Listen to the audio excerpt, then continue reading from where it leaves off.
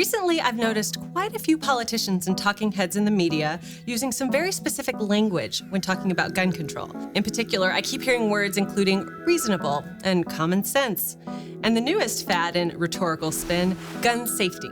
Take a look. We have to enact responsible gun safety legislation to reduce gun violence in this country. He's against any reasonable gun safety legislation. And long term, they're going to have a group of voters who are much more open to common sense gun safety. He poured that money in on behalf of the families that already lost children and on behalf of people, I feel, that believe in reasonable gun safety laws. We cannot let the power of the NRA drown out the voices of ordinary Americans who believe in common sense gun safety. Now, you see what they're doing, right?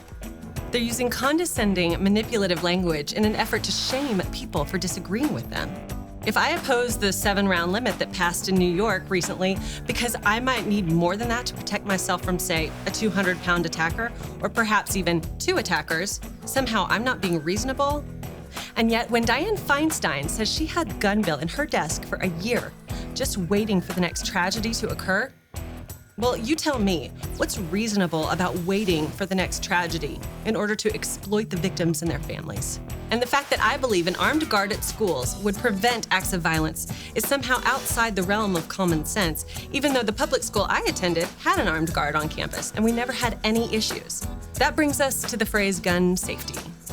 Formerly, of course, the phrase was gun control, but apparently that didn't pull so well, so they had to change the name.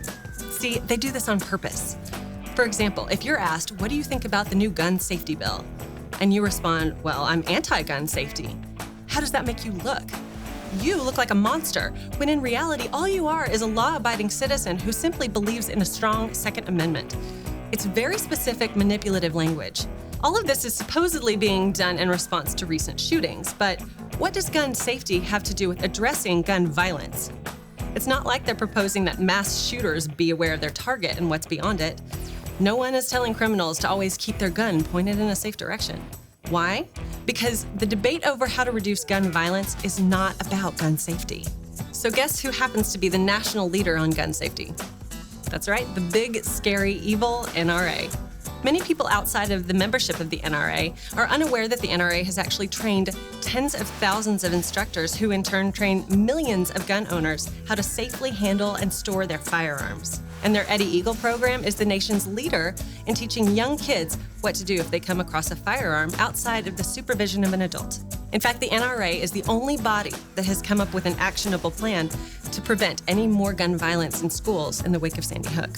Not even Congress could do that. Co-opting words is nothing new in the political sphere. Everyone does it. But that certainly does not mean that we, the voters, are going to buy it. My message to politicians in the media: listen, despite the words you use, we know exactly what you mean. And my message to you, the voters, is to pay very close attention to what these talking heads are actually saying and think for yourself.